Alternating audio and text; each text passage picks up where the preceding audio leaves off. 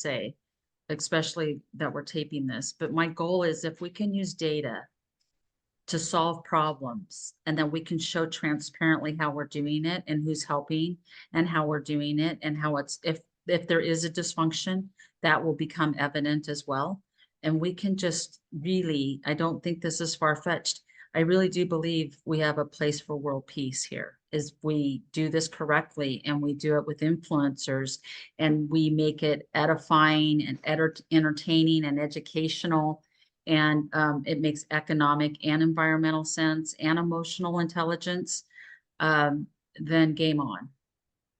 Well, the guy I use is a retired professor from Cal Berkeley. Wright, Robert Wright. He has excellent information. It's all verifiable. It all goes right back to the Department of Commerce. It's all U.S. ratified, so it's solid information. Right. I reached out to the U.S. Bureau, Census Bureau director. I believe that we can really solve a lot of problems really quickly, especially when we shine the light on transparent solutions that really have merit like this. I think you really, we had a discussion about finances that we agreed on, and then we had a discussion about, we're not sure about vaccines, right? But there was two discussions, but there was no conflict. I'd like to see the data. I'd like to see honest data. I would like to have, I would like to have the ability to analyze that data the best of my ability, but better yet, I'd like to be educated how to analyze data. And that's what I think a lot of people are missing, is that you have an expertise in financial literacy that most of us don't have. And I really am impressed if you can, use that for the greater good. Well, in the long run, I think that the maximum tax rate can be at somewhere between 22 and 26% max. And there's a floor tax of around 10%, which compares to the 15% that's currently paid by people up to 160,000 for Social Security and Medicare. That's $500 a month in their pocket. Yeah. Well, let's wait just a second to record your snippet, because I want it to be quiet. But if you could get ready, let's go ahead and record your soundbite for the 10 minutes. But remember, let's just try to keep it as simple as possible and stay on the facts of what you want to do and how you want to move forward, and then give us some deliverables that we can hold you accountable for. This is what we're doing, is we're interviewing candidates who are going to be accountable to the people for what, and it's what you want to be accountable for, right? I don't make that call for you. It's whatever you want to be accountable. But if you say, you know what, I don't really want to be accountable to you, I go, duly noted. Okay, duly noted. We're not going to argue about it. And if you do, then tell me what you're going to be accountable for. So that's what we're doing. And I think you've got so be clear with the group what you want. Okay, so ready? Well, yeah, here's the thing. I'm going to just go through this pretty straightforward and fast, because I know what I want to say. Okay, it's 10 o'clock. So at 10:10, let's make sure that you get, and then I'm going to ask you some questions, but keep your phone on if you want, so you can hear if I have any questions for you. But remember to tell them how to get a hold of you. And you don't need to say www, just from my experience, just every minute counts. So say exactly what is your website. Just say it's, mine is rosaliebingham.com. That's my website. Okay. Yeah. Okay. Go ahead. Well, are you going to introduce me, or am I going to just go ahead? Yeah. Ready? All right. You're so cute. All right. So this is Rosalie Bingham. I'm with Let's Hold Our Leaders Accountable, and it's Got Solutions, the name of the group. We're solutionists. We're looking for candidates that are accountable, that are going to tell us 3 things they're going to be accountable for. We're not trying to blame. We're believers. We're believers in our leaders. We want to have some good people, but we just want to know what we can hold them accountable for. So I'm sitting with Bruce Frazey. It rhymes with crazy, but he's not crazy. He's so smart. I really appreciate our conversations that we've had. And so he's going to introduce himself and he's going to tell us 3 things that we can hold him accountable for and, you know, why it's important. And if I have any questions or if anybody else in our group has questions, you can get them to me and we'll get them over to him. He's running for office and it'll be up on our Facebook page. And we thank you for showing up, and we've had a little bit of a couple snafus and we are working together to get this done tonight. Thanks, Bruce. You want to tell them a little bit about you and what we can hold you accountable for? Absolutely. Let me get started. My name's Bruce Frazey. As stated, it rhymes with crazy, but I'm crazy to see something happen. I'm going to repeat some things that are just so in the economy right now. 60% of the people are living paycheck to paycheck.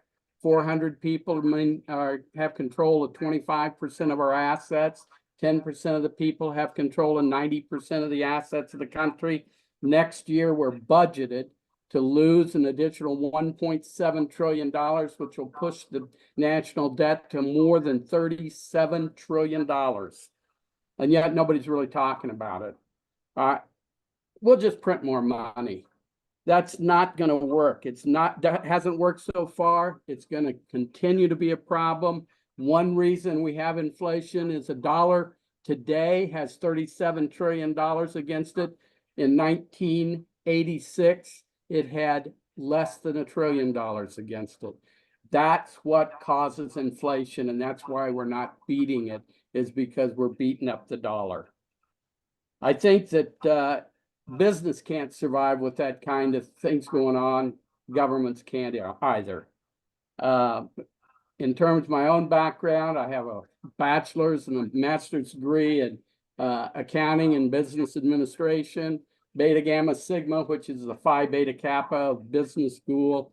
I have a law degree. I was director of taxes in Miami, Florida for Ernst & Young, the largest accounting firm in the world. And this is what I do. I have sat with many, many billionaires and multi-billion-dollar companies. And when I sit down, I never advise them to trickle down money. They're always interested in how they can save the most money. What we have to do is change the way they look at business. We have to not reduce the national debt. We need to eliminate the national debt. The country should be free of owing money. Right now, next year, we're going to spend more money on interest on the national debt than our national defense. We've got to do something. We can't continue this way. So rather than just ignore it, let's set some goals and let's eliminate this national debt.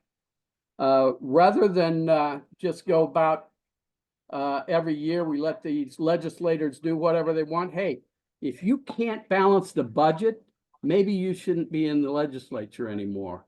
If you can't balance the budget, maybe 537 people in Washington need to go home. So let's eliminate the national debt. And as we do that, guess what? The Social Security Fund will no longer be funding the national debt. It'll actually be making money for our retired people. So how do we do that? How do we get rid of national debt? Well, we have a budget that creates surplus. That happened in our lifetime. Bill Clinton actually balanced the budget and created a surplus. It's possible. It's not impossible. But if we continue to reduce taxes every year, instead of have a tax law that every year people can count on as a consistent way to do business, we can fix the problem. We don't have to go jump in and tax all the wealthy people, take their money. They earned it legitimately. They're not bad people. They earned that money. Let's let them keep that, but let's set up a system from now on. We can have a system designed by CPAs. The large accounting firms have excellent tax people. I can tell you, I've worked with them. They know what the hell's going on. Why don't we have them do that work instead of having the Ways and Means Committee staff create our next tax act? And let's make it such that people can rely on that tax law for 4 or 5 years down the road. Let's not change it every year. So the first thing we need to do is get professionals involved in creating a tax act that works for all of us right now, immediately. We can do that next year. These people in big firms, they know what the tax is. They'll sit down with Elon Musk and say, Elon, here's what we need to do for our country. And guess what? They won't be intimidated by how much his PAC fund has. I think that one of the things that's underestimated, 25 years ago, when I would talk to people about their taxes, we talked about net income on a GAAP, generally accepted accounting principles basis. Now we have firms doing 2 and 3 different kinds of accounting systems and 2 or 3 sets of books. Let's go to the standardized, generally accepted accounting principles as the way of calculating net income. It's based on 2 centuries of work. So it's already there. Let's use it, and let's use the experts to enforce it. Number 2, let's get rid of the loan from Social Security. It's ridiculous. It's absolutely ridiculous. How can we get money in the pockets and bring back the middle class instead of 60% of our population living paycheck to paycheck? Let's change that tax law that's taking 15% for Social Security and Medicare right now. Let's move it down to 10% on all income. And guess what? Puts $500 a month into every family in America that makes $100,000. It's easy. And that kind of floor tax rate will create enough money. It'll take care of our Medicare, take care of Social Security, and it'll take care of a good part of our tax needs. Then the next, up to say $1 million, is another 10% on. Now you're paying 20%. I would guess that once we get rid of the national debt, we can rely on a basic tax of somewhere around 22 to 26% max, fully 10% lower than it is today. I believe that even the wealthy will like that. So the answer's there for us. We just have to aggressively go after it. We have to get rid of the debt in Social Security going against the national debt. It's just insane. We need to have, let's put some pressure on government. You either balance the budget or you're out. It'll work. I guarantee it'll work. And finally, let's accept the fact that the next pandemic is right around the corner. And when it comes, we better have a way to take care of those people that can't afford health care. We need to make sure that everybody has access to health care, because that's how we're going to beat the next pandemic, and it's coming. It's coming. I love it. Well, I've got lots of questions for you, but I think it's going to take a little bit longer. Maybe we'll have to have a question and answer, because there was a lot of good stuff in there, a lot of questions I have, and a lot of I look to you to get some opinions about some things. So I appreciate that. To the fact, do you feel like if you were you're running for district, go ahead. I see it on your sign behind you, but you're running for an office that, you know, is for the Congress, House of Representatives. And I ran this race in 2020, and it's a tough one. It's a tough one because there's some redistricting. And so they took a bunch of some city area that mostly voted Democrat or Republican, I'm sorry, Republican, and they took them out of this district. And so it's going to be tougher than it's ever been. Oh, and I put, for putting your hat in the ring, good for you. I appreciate that. I love some of the things that you said. I do have some questions. If you were to do, here's a really interesting thought. If you were to, the multimillionaires and the billionaires, you've worked with them, you've got that relationship, they trust you. If they were to see that the first thing that people that you're would do is to get some input from experts that are in the field, but also the lay population as well, that are maybe not your high, experts of accounting, but they're got a heart for community and a head for business. So they're kind of not all about profit, but they're also a community driven mindset. If you were to put those type of people together and get the honest raw data without bias, without skewed bias, it would just be honest raw data. And then we leveraged our technology that we currently have, and we leveraged that so that we could get the kind of the best scenario type of thing. And then we engaged the public into virtual feasibility studies to see how the public could be part of the solution all together, not just the experts only get to save the day. What about every other human being that's on the planet that wants to save the day? We all get equity in this as we all do our part. And if there's somebody that doesn't really know, have like the value or the education that maybe other people did, that maybe there's a way that we can help always with education. Like that's our main drive, that if you don't have something that you want to offer, then we want to know if we can help you in whatever it is that you want to do, and help entrepreneurship and develop self-confidence and emotional intelligence and things like that, but educational. And then go to your experts. But the experts could actually teach a little bit to the people that are analyzing. So when they do virtual feasibility studies, they know what they're looking at and how to analyze it. So it all comes back to finding out what the truth is, shining a light on it, sharing what we know, and how to help with education. Because my goal is to help everyone be just as the best they can be, including the planet and our economy. I hear you, and I think Well, that would you contract with us to do something like that? I mean, introduce us to some people so we can explain this, and then this would be something, and we would make it just very simple. It would be in your verbiage. But if we're on the same goal of trying to balance the budget of some sort, but putting people's, like, let us know that you're going to go to bat to get the people's voices together so that we can get some consensus together. But we need some education on how to have critical thinking. I think there's that's absolutely a okay. place that we can all go, not just the wealthy, not just the middle class, not the poor, but all of us. There is a tax system that will work. The Yeah, I have some information is questions about already that as well. available.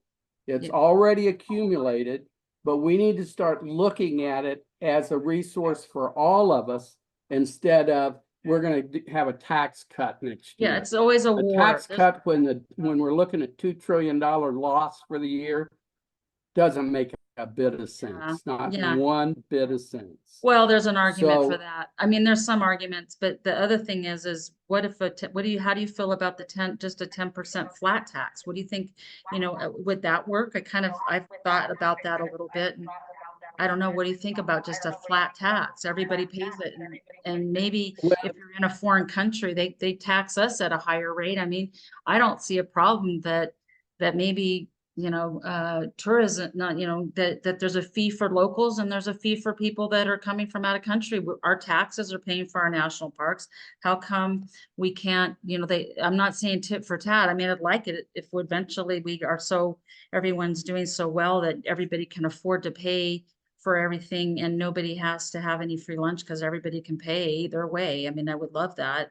And I think getting the money out of politics and lowering the cost of living and increasing a currency that has to do with your ability to serve yourself and others at the same time is the way that, and it's not social, justice, or it's not social, it's not a, socialism. It's a, kind of a serviceocracy. That's what I call it. It's your ability to provide for yourself or help other people. I don't think there's anything wrong with that. I think a misconception about flat tax is that flat tax doesn't take into consideration who uses the services of government. For example, if my grandmother flat taxes, she paid 10% flat tax and she gets $25,000 a year from Social Security, that'd be $2,500, and that would kill her to give that kind of money. I mean, it'd be detrimental. And she doesn't use much of the services of the federal government. Elon Musk uses a lot of services. Bezos uses a lot of services. And because of that, progressive tax is a lot more fair to everybody. Yeah, you'll It have to doesn't explain. I really want to hear, 40%. yeah, I know that we're having a difficulty because of the feedback on our phones and I really apologize. We'll have to, I really want to have a one-on-one conversation. If we have to do it in public or in person, I would like that. I find you fascinating and I think you've got some really good ideas. I'm just trying to track everything and some of the stuff you're saying is going to take a whole discussion. So I just don't want to go Yeah. on, because it is a little bit long, but is there anything else? So I know how to get a hold of you.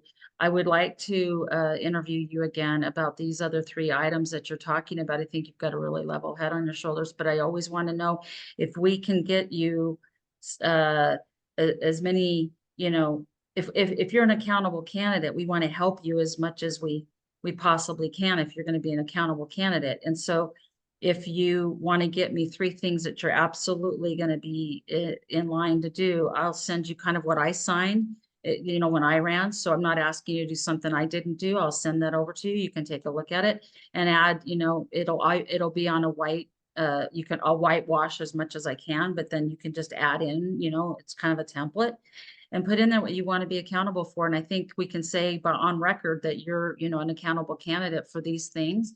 And I think a lot of people would be interested in that. I mean, when I ran, it only cost me $1.67 per vote because I ran on accountability and people understood that that's a big You can deal. count on me, the things that I've talked about. I don't have a list of 100 things. I have 4 things, and I'm by God going to make them happen if given the opportunity. I love it. I really love it. You have any questions for me? No, no, No? I will Anything else? after What I can I see do this to help you? movie. What else can we do to help you? Is there anything else we can do? Well, at this point, my biggest problem is that I've never done this before. Yeah. So I've made so many mistakes and Yeah. I don't have enough money and I had no idea. I've raised $100 million, but I didn't know how to raise money to run for office. I walked for other people. I never Anyway, even walked for myself. It's gut wrenching. I hated it. I hated it. It was, politics. My grandma used to say it makes it makes a good man bad and a bad man worse, is what he used to say. yep. It's just horrible. And they don't teach you, and if you don't get picked by the party from the get-go, it's sad. It's sad. You don't get any help.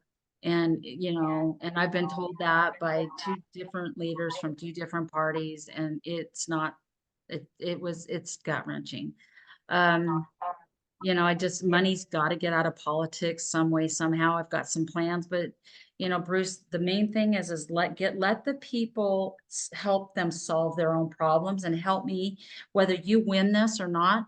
Let's see how fast we can turn this around because we're in such a dire strait and a Yep. mess that if we can do this in business and we can show that, come hell or high water, we're going to do this and we're not going to allow for this dysfunction in our little camp, whether it's just a fun game that we're putting together or whatever. I mean, we can gamify it so somebody can't say that but we show this really great economy that doesn't have this dysfunction. And if people can't get along or figure out how to view a solution and how to work it really quick. I mean, look at all of the amazing talent in the world. You can't tell me we can't solve these little small problems that we have like in a heartbeat. The problem is people are afraid that's I don't know what they're afraid of. I'm not gonna just, but I'm not afraid because I know there's worse things than death and disease. And unless you see it coming, if you see it coming, then it's not so fun.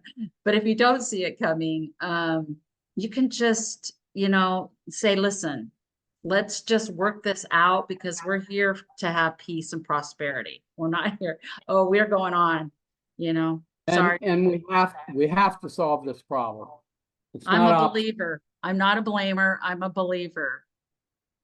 Absolutely. Thank you so much. I will get you something tonight. I'm really impressed with you. Thank you. I Okay. hope I Well, get I've to meet enjoyed it, John. Rosalie. I really have, and I appreciate so much the opportunity. Yeah, and I'm gonna interview John, who I've known since I was 12, and Dave Flippo, who I've been in dialogue with for quite a bit. And I'm gonna say, ask them the same things, and it'll be interesting, and you'll be able to see their response, because I'm just gonna post it as it is. So I'm not editing it. So there's gonna probably be sound bites in there that, you and I are gonna have to answer for at some point, but oh well. It is what it Hey, is. And we're just I'm doing the fully best we can. prepared to defend my positions because I know we can make this happen. And Right. really, and truly, the option is not good. What do you The mean by that? alternative is bad. We have to solve this problem. We get to, we get to. I'd love to work with you on, I let, we need to discuss business at some point. Absolutely. I want to show you how far we have come, and I would really like your opinion. And I think you would be impressed, and you could run on something like this because it's a microgrid that actually helps veterans to scale their own homes and produce their own power and their own food. And then they go out from there and around their country or around their neighborhood and help grow this so that we create this more prosperity, abundant lifestyle. And I will show you the business plan. We've already done it. We've been doing it since, for a few years. We Really, have, our first challenge is get people off their butts into the ballot box. please, if you are not voting, then you're part of the problem. You're a big part of the problem. And you know what? Right. The other half of the problem is the people that haven't been doing their jobs. So it's time that if you can't do your job, step aside so other people can. Or let's just send them home if they can't balance the dang budget. Go home. That's a good idea. I like it. All right. See you later. Okay, thank you I'll so call much. you. I Yeah. enjoyed it. Thank, likewise. Bye. Bye-bye.